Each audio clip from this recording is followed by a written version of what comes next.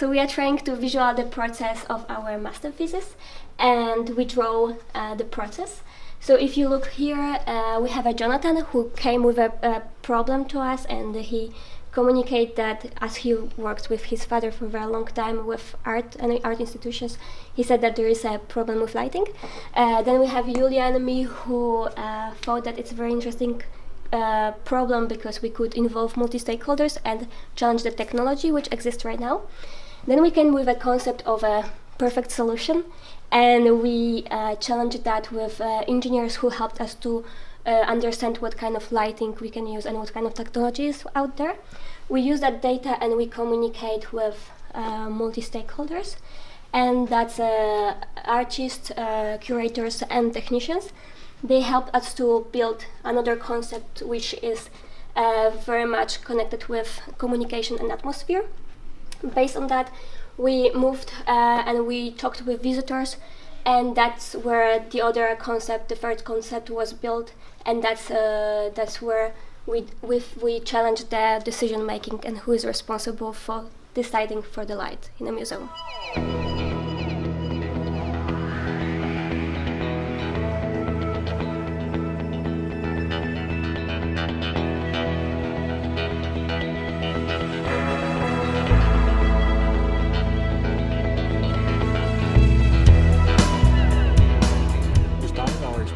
Through prototyping, where we used little bits to recreate the technology we were looking to work with. After choosing a wireless solution, we then looked into methods of fixing the lamps into the ceiling using simple locking mechanisms. This led to our first prototype that was based on conductive materials inside the ceiling and by fixating the lamps through connections through the ceiling.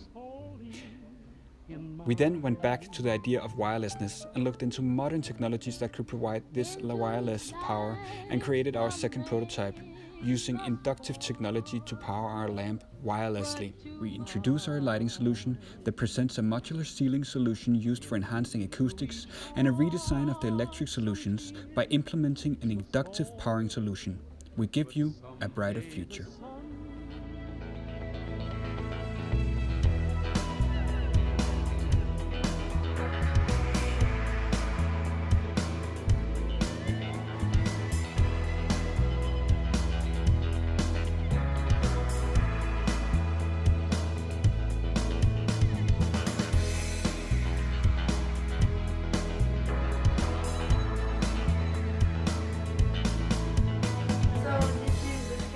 Today. First we'll start with a 10-minute individual brainstorm. Then we will group you up so that you can explore with the tools you have on the table. By the way, you can use everything you see, including the cakes and cookies. And then we're going to have a group discussion to talk about the concept that there has been happening here, and then a very short feedback and cake for our workshop. So first, you have 2 minutes, and then each of you can write down on your paper every single attachment idea you have in mind. It doesn't matter what context, just anything you can think of when you hear attachment.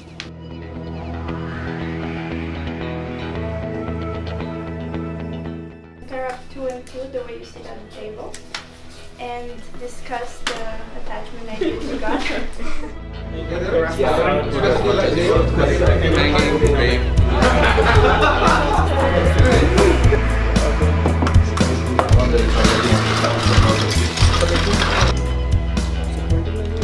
No, I was just saying that. Afterwards, you will have around 15 minutes, and the same in two and two. Just pick some of the attachment ideas you talked about and try to combine them with this kind of technology that Nicole will tell you about.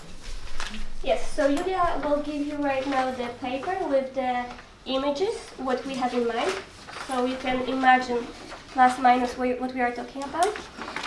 So for the For the lighting system and luminous sources, we chose to work with LEDs and with spotlights, which are also seen in museums very often. Then if you look at the second image, you can see what kind of transformer we want to use for our lighting solution. And it's called the electromagnetic energy transformer. But what it actually is that the concept is based on the induction, and it's a wireless solution, and it works through the object. So I will just simply explain you the marker. So basically you have a lighting or a lamp here, then you have the ceiling or a wall, and then here is the receiver. So the lamp will work and light up even though there is object if you put it near to receiver through the ceiling, if that makes sense.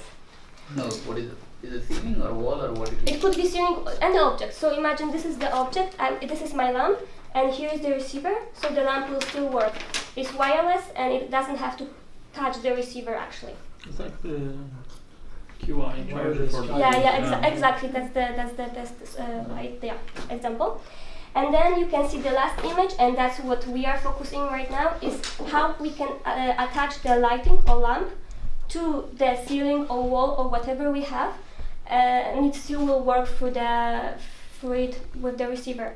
So if we have a lamp here, what can we have here or wherever on a lamp that it will actually stick to the ceiling? We can also design the ceiling, we can use some kind of technology there as well. So this will stick and it will not fall, because the safety is also very important. And as you can see on the picture, the lights which are used in museums are quite big or heavy. That could be also like a big size lamp, so we have to make sure that it won't fall from the ceiling if it's gonna be there. So, do you understand? Do you have any question? Because I know this might be confusing. The receivers, they are only in limited number of places, right? Yeah. But this is like this is what I said right now. This is like a very simplified version of what's gonna happen. Because what you have to know is that it's wireless and it works through the objects. So you only think about how this can be connected with something. And you don't really have to think that it has to be realistic. You You can be abstract. Magic. So it has some battery inside or what is it? Sorry? It has some battery. How does it No, work? it's like you have it's exactly the same. It goes with the what's it called? As you charge your phone, it has to be wired to something, but the phone is without The receiver is plugged. Is what? It's plugged in the laptop. Exactly, yeah. Yeah. So it is plugged Through electromagnetism or whatever. Yes. Exactly, yes. And then So from the that's it. receiver to the spotlight, wireless. Yeah. So if you talk Induction. about the lamp, it's wireless. And you can use the tools to illustrate whatever you have in mind, so it doesn't have to work right away. It's just what you wrote down there, but combined with the same. What we want you to do right now is that you have two minutes to choose your best concept, and then we can share this together in a group. And then if someone wants to add something to the idea or have some comments, we can just discuss that. Basically, this idea is inspired by the what's called stencils that the kids use to spin a circle in a big circle and then draw some shapes. And if we could have such concentric circles, then an attachment point for a bulb, then you can spin it to achieve different orientations or physical placements of this. This was one idea. You have a permanent magnet, right? And the question is how to switch the permanent magnet, because it's always have a magnetic force, right? Yeah. So you have south and north, and then you have a metal casing and a small gap, which is filled with rare earth material. It's a material which pushes away magnetic force.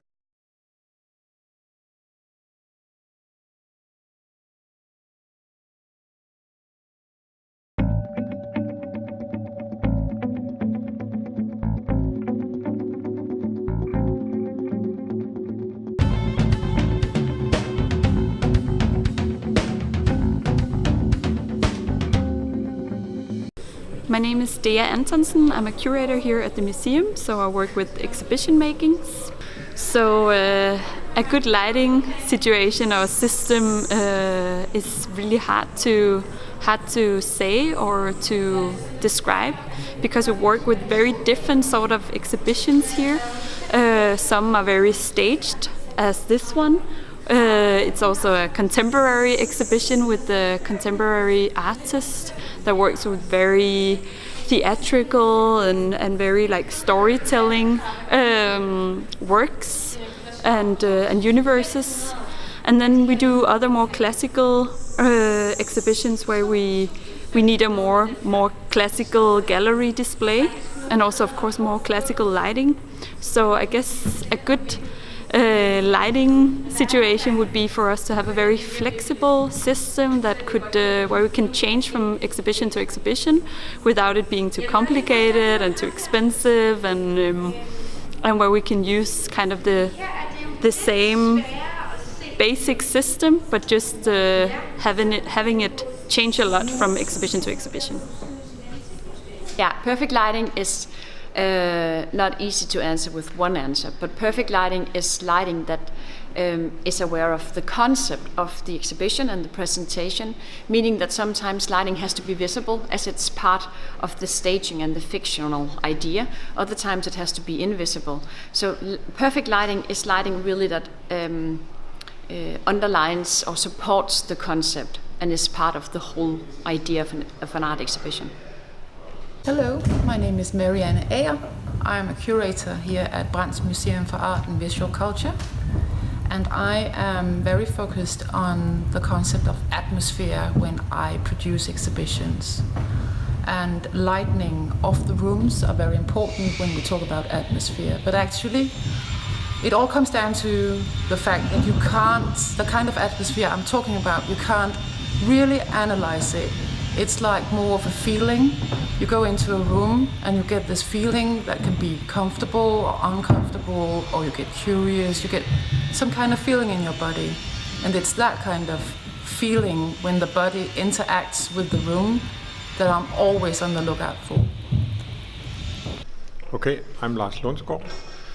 I have been working as exhibition technician in this museum for 30 years, and I have been working with a lot of exhibitions and a lot of light. And I think the main focus always should be on flexibility when we're talking light. That means not flexibility you can reach by using different apps and different Wi-Fi systems to adjust the lamp when you have put it up. No, simply a lamp that is simple built up, that can be dimmed, be zoomed, put in the rail, adjusted, and then you leave it, climb down the ladder, and then the light is like you want it on the pictures and on the surface of the wall. There is a lot of different systems, also from the very serious companies like Ergo and so on, which offer Wi-Fi and different flexibilities, and these are too complicated to use. You have to address each lamp and so on, and it does not work when you only have 2 days for installing lamps and light for a big exhibition with maybe 400 pictures. Then you have 2 days, you have to be sure that each lamp is in the right position, in the right level when you leave it, and you just continue in a hurry and you finish the exhibition. It's different if it's an exhibition that should stand for 5 years or more, then maybe you could talk about different systems or less flexible systems, but I would say in a Kunsthalle where you change very often, flexibility, number one. Can you tell us a bit about what you're using right now and the good and bad thing about those lamps? At this moment we are using a very cheap lamp. It's in the cheap end of the scale, and this lamp is it's too cheap. It's just a bulb, but we are using a fixture that is dimmable and which have a zoom ring. So we can zoom from wall wash to spot, and that's enough. And these lamps is chosen because of the price, so the price is a very important issue very often. Of course, I would like to buy the best of the best, and that would be the ergo lamps, because they have a very fine quality in light quality, in different options and so on, but it's too expensive actually. And the new series they have done is similar to that one I have bought now that cost 1,200 crowns. The new series cost 3,500 crowns for each fixture, and it's coming closer now. I think in the future maybe it would be a good investment to use those, because you can be sure that your lamp will stay for at least 10 years without problems. The beacon lamps, which I have used before and we have just bought some new, burns down. The driver is not very good, but that's how we do it. We accept that there will be a loss, and that's okay, because at the end it's still more cheap to buy those, and it's to have a lower investment. And if it's clear picture, they will make shadows down the pictures. Yeah. So of course that's a problem. Yeah. But if that's a problem, I will mount a track here. Yeah. And make a straight light. Of course it takes time and I need an electrician to do it. But I don't think the models will save me. That's because they still at sea. Yeah. So that's the one thing, right?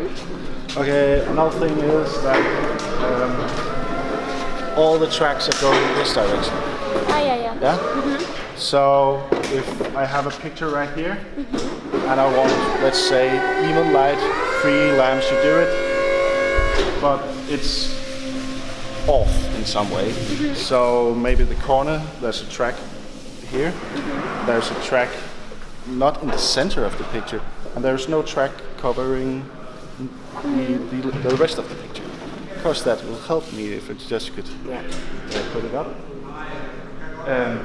But you can always find some solution in mounting stuff on the lamps, so you have longer distance, or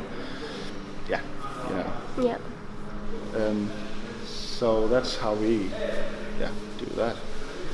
Well, you can see that I have got a lot of light in the studio. I use this pretty simple system of it's not called neon, it's called hvad fanden hedder sådan nogle, in Danish, lysstofrør. A system that has become better throughout the years, because I couldn't get these daylight, precise daylight lights when I was young. I had a similar system, but they were very blue. That means that when I saw it the next day, what I've been doing in the night before, all the colors changed. Today I can't see the difference at all. That means it's very close to daylight, what I've got in this system. And normally I change it every 5 years, because they are getting a little weaker and start maybe moving a bit up and down when they get old. But it's a very primitive and in fact cheap system. And what you also can see is that they are spreading the light all around in a soft way in the whole room, which I like too, because you can see if I get close to the work, I don't make a shade. I have to put the finger right there, then you can hardly see the shade, which is very important for me, because I have to sometimes be very close. I have to go out, and if it was an old system like this in very museums, lots of museums with lamps, then I come here and I only see my own shade. That means I have to walk back to have the lights catching. That's why I've got also the lamps very close to the wall. They are probably 30-40 centimeters from way up there, 5 meters up there, lighting up the room, and so close, so in fact the angle coming in from the light is going down in the floor in front of me. If it came from over there, if I take out that light, of course I can try that. Shall I try that? I'll take out this line, so it's just the light from behind, like this. Of course I've got daylight too, but of course here I do a little shade, you can see my hands now. Yeah. So that illustrates, if I didn't have this daylight, it would be very clear that the light should be as close to the wall as possible. My name is Per Morten Abrahamsen, and I'm a photographer, and I'm doing exhibitions and advertising and different kind of stuff. But yeah, perfect light for me is light that help to birth the idea of what you want to tell.